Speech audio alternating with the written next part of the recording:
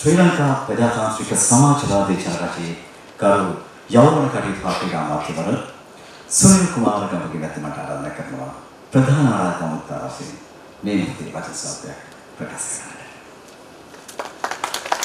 Ladies and gentlemen, it is now time for a highly anticipated moment.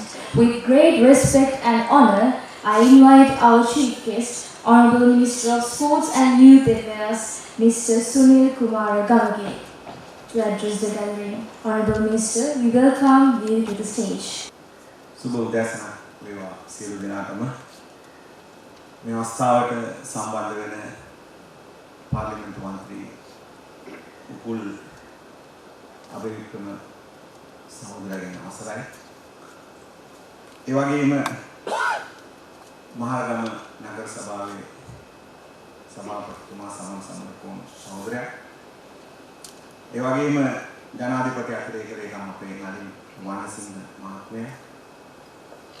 මේ අවස්ථාවට සම්බන්ධ වෙලා ඉන්න මහාචාර්යවරු ගණනාවක් මහාචාර්ය එච්.ටි. කරුණාරත්න මහත්මයා, මහාචාර්ය චමරු අල්විස් මහත්මයා, මහාචාර්ය සෝනේත්‍රා තෙන්නකෝන් මහත්මිය මේ වගේ විශාල පිරිසක් පැමිණ ඉන්නවා. මේ සියලු දෙනාගේම අවසරයි. ඒ වගේම Five Path Foundation එකේ අපේ සභාපති ඉත්සිරි විසන් පෙරේර මහත්මයා සහ ලේකම් ආනන්ද ගුණවර්ධන මහත්මයා ඇතුළු අනිකුත් සංවිධායක මණ්ඩලයෙන් අවසරයි.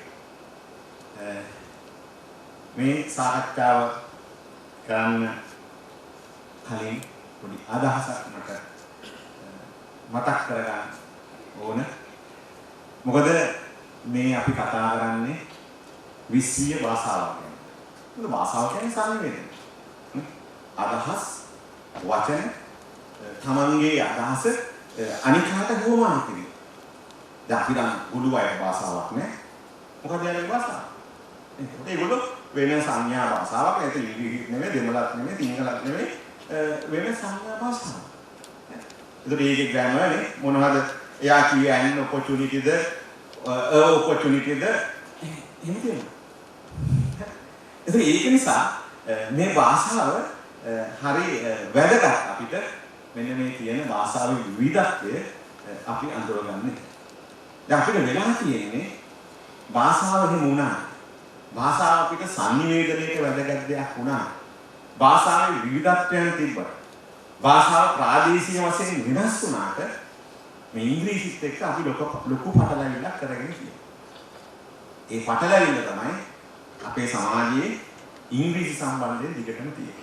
මට මේ මතක් කරන්න ඕනේ මෙන්න මේ පටලැවිල්ල අපේ සමාජයේ ලියා ගන්න දවසට අපිට ඔක්කොම ඉංග්‍රීසි කතා කරන්න පුළුවන්. දැන් මෙතන ඉන්න ඕන කෙනෙක් ගත්තොත් මම දන්නවා නිශ්චිතවම ඉංග්‍රීසි වචන 1000කට 2000කට වැඩිය දාන්න. නිශ්චිතව දාන්න. හැබැයි යාට අඩු ගානේ සෙන්ටෙන්ස් දෙක කතා කරගන්න බැහැ ඉංග්‍රීසි. වචන 1000ක් 1500ක් දාන්න කෙනෙකුට ඒ එහෙම කතා කරගන්න බැහැ. හැබැයි එයාගේ vocabulary එකේ වචන 100ක් තියෙන 200ක් තියෙන පොඩි ළමයෙක් ඉංග්‍රීසියෙන් කතා කරන්න පුළුවන්.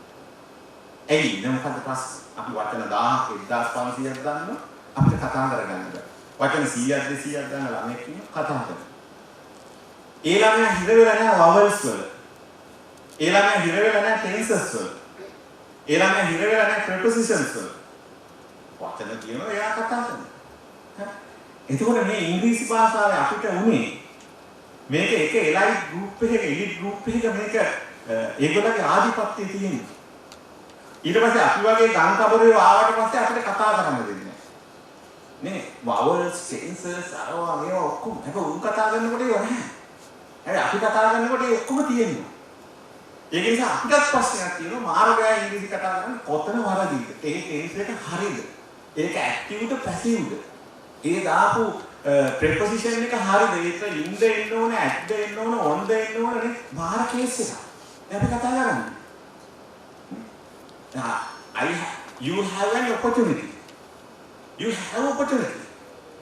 දැන් අරදවත් මම කියවනේ you have opportunity කියලා Facebook එකේ ඔක්කොම අපේ අර ගාන්තවල ටික මූට මේ පේන්නේ නැද්ද ඉංග්‍රීසි එක.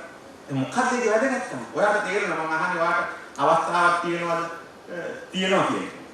ඒක දැනගත්තාම ඇති. හැබැයි මේ ප්‍රශ්නේ අපේ ඔළුවෙන් ගලවපු දවසට මම හිතන්නේ අපේ සමාජයේ මිනිස්සු ඉංග්‍රීසි කතා කරනවා. මම තරුණ ඇමති වරයා විදියට තරුණ ඇමතිලා කියන තරුණ කටයුතු වාරණති වරයා විදියට මම උත්සාහ කරනවා අපේ තරුණ ප්‍රජාවට ඉංග්‍රීසි කතා කරනවා. මොකද මේක අර වරදින්න බැරි කෑල්ල ඔළුවේ තියෙනවා. ඒක අපිට තල්ලු කරලා තියෙන්නේ. අපි ඉංග්‍රීසි කතා කරමු. ඉංග්‍රීසි කතා කරන්න බය වෙන්නේ ඉන්නවා. අර තියෙන ප්‍රශ්නේ අපිට වරදිනෝ. වරදින හින්දා අපි කතා කරන්න බයයි. වැරදුනහම අපිට hina වෙනවා. ඔක තමයි අපේ සමාජයේ තියෙන ලොකුම ප්‍රශ්න. මම තීරණය කරලා තියෙනවා ගොඩක් තැන්වල ඉංග්‍රීසියෙන් කතා කරනවා. මම ගණන් ගන්න නැහැ. වරදිනොත් ඇති ගණන් ගන්න. මේක ඔළුවේ තියාගෙන හිටියොත් මේක බේරන්න බෑ. ඒකේ ප්‍රශ්න තියෙන්නේ අපි ඉන්ටර්නැෂනල් කන්ෆරන්ස් වලට ගියා අපි ඉංග්‍රීසියෙන් කතා කරනවා කිසි බයක් නැහැ. ඒ ප්‍රශ්නයක් නැහැ. මේ වගේ අපේ ටිකක් කොයි සෙට් එකක් ළඟට ආවම තමයි ඒකත් බය හිතෙන්නේ Facebook වල අරගෙන මේ ඉන්න කට්ටිය ඉන්නවා. පොඩි බයක් තියෙනවා. පොඩ්ඩක් හරි වරදුනොත් ගේම තමයි. ඒක නිසා මට මේ පයිපාත් ඇකඩමි එකේ මම දන්න තරමින් දැනටත් ඉංග්‍රීසි උගන්වනවා අපේ කැම්පස් එකේ අපේ සහෝදරයන්ටත් බොහොම හොඳ වැඩක්. අපේ කිසි සහෝදරයෙක් පටන් ගන්න තියෙන්නේ කතා කරන්න ලේසි ක්‍රම කීපයකින් මොනවා හරි කරලා මොන ක්‍රමයකින් හරි අපි අපේ සමාජයට ඉංග්‍රීසි කතා කරන්න හුරු කරනවා. ඒකට කියවන්න හුරු කරනවා.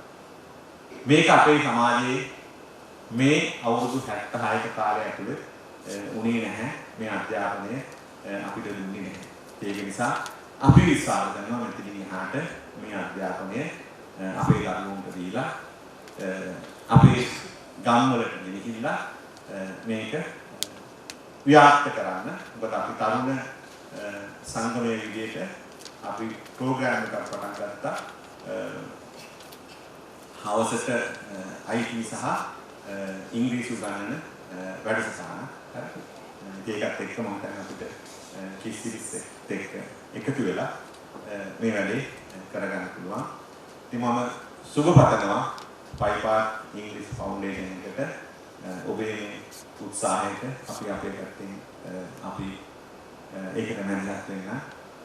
ඔබට කියන්න තියෙන්නේ ලැජ්ජාව අත්හැරලා බය අත්හැරලා මේක අපේ භාෂාවක් නොවන හින්දා ඕන කෙනෙක් ඉංග්‍රීසියෙන් කතා කරන්න ඒ ගැන පොඩ්ඩක් පසුතැවෙන්න එපා.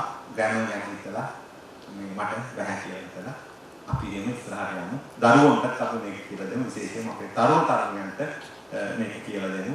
බය වෙන්න එපා. ඉන්ටර්විව් එකකට ගියා දඩබඩ ගාලා කතා කරන්න. එතකොට ඕක අහු වෙන්නේ නැහැ. අර ගායනකොට තමයි මේක අහු වෙන්නේ. නැත්නම් අපි විශේෂ කාලේ කිව්වහම දන්නේ නැහැ මොකද්ද කිව්වෙත් කියලා යාළුවා ගන්න වටර දෙක තුනක් විතරයි. ඒකට එයාට අහු වෙන්නේ නැහැ.